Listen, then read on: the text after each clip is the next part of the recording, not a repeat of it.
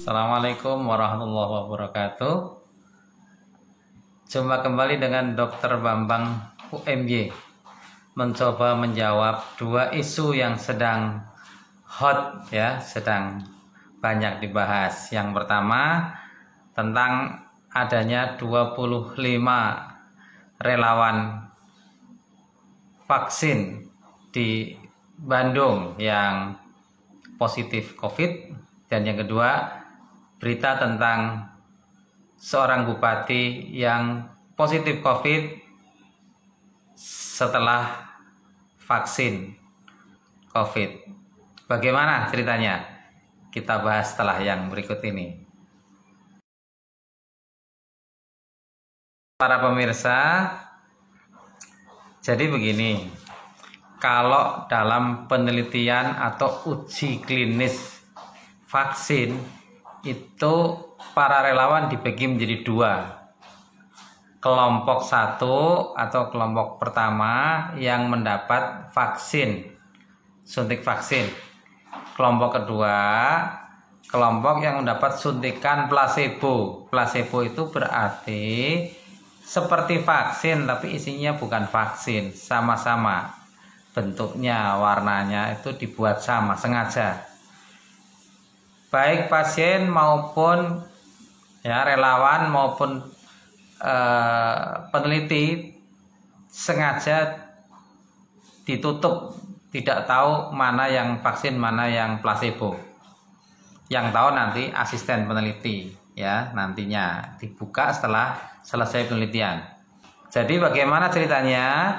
Dari kelompok yang disuntik dengan vaksin beneran itu ada 7 orang yang kemudian terinfeksi COVID. Sedangkan dari kelompok yang tidak divaksin, suntiknya hanya placebo, bukan vaksin beneran, itu ada 18 yang positif COVID. Jadi dapat disimpulkan lebih banyak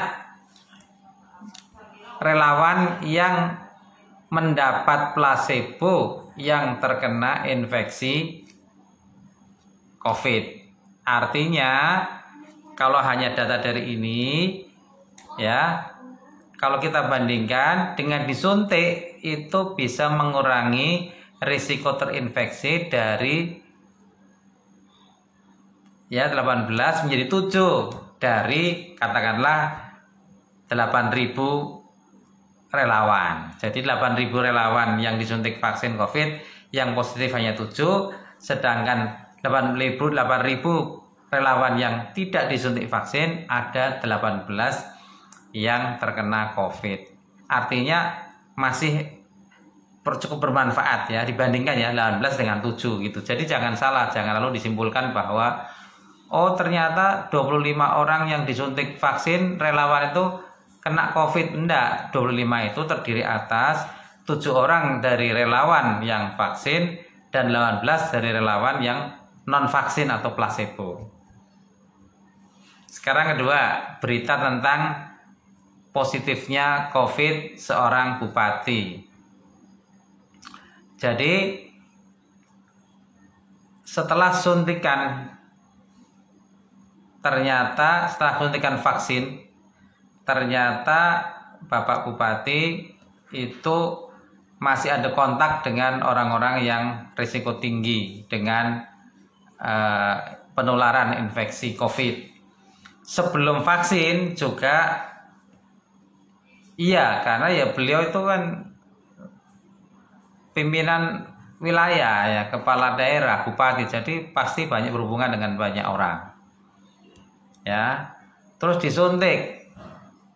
Ternyata setelah suntik masih terkena infeksi COVID.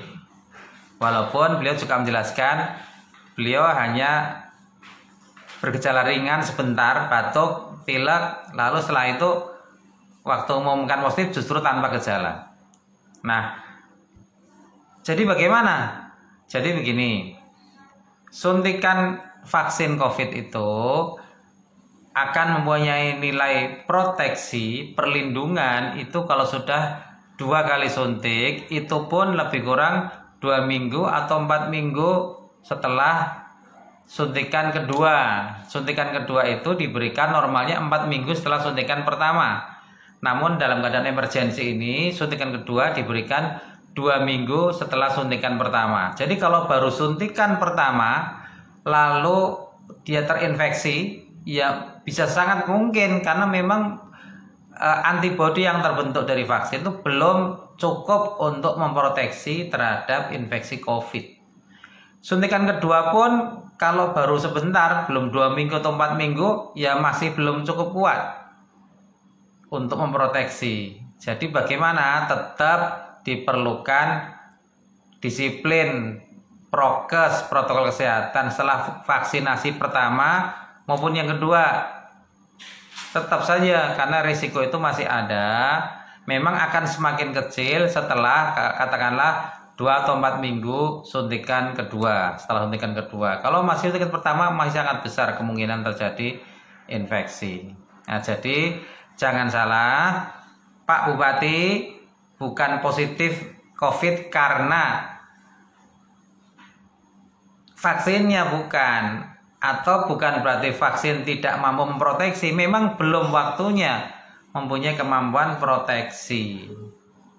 Masalahnya Pak Bupati tidak bisa cuti setelah suntikan pertama atau setelah suntikan kedua. Jadi 1 bulan setelah suntikan pertama nggak bisa cuti, isolasi mandiri nggak bisa. Jadi ya setelah vaksin masih aktivitas biasa dan kebetulan ada kontak, bisa terjadi infeksi.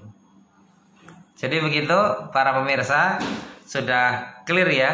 Jadi bukan berarti vaksin yang menyebabkan infeksi COVID, bukan juga vaksin tidak mampu memproteksi, tetapi memang belum waktunya memproteksi karena belum 4 minggu pasca suntikan kedua.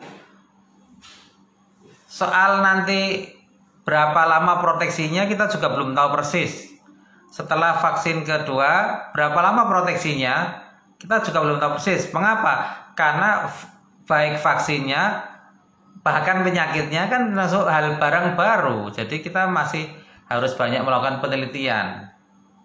Ya, jadi nanti kita ikuti perkembangannya, info-info lebih lanjut dari para peneliti. Berapakah daya proteksinya, lalu berapa lama kemampuan untuk memproteksi sehingga mereka yang sudah divaksin harus diulang vaksin lagi kapan? Katakanlah seperti vaksin flu itu kan setahun harus diulang vaksinnya. Nah seperti itu. Jadi memang vaksin COVID bukan segalanya. Kita tetap punya harapan dengan vaksin, tetapi ingat tetap harus menjaga protokol kesehatan, disiplin dengan 4M. Assalamualaikum warahmatullahi wabarakatuh.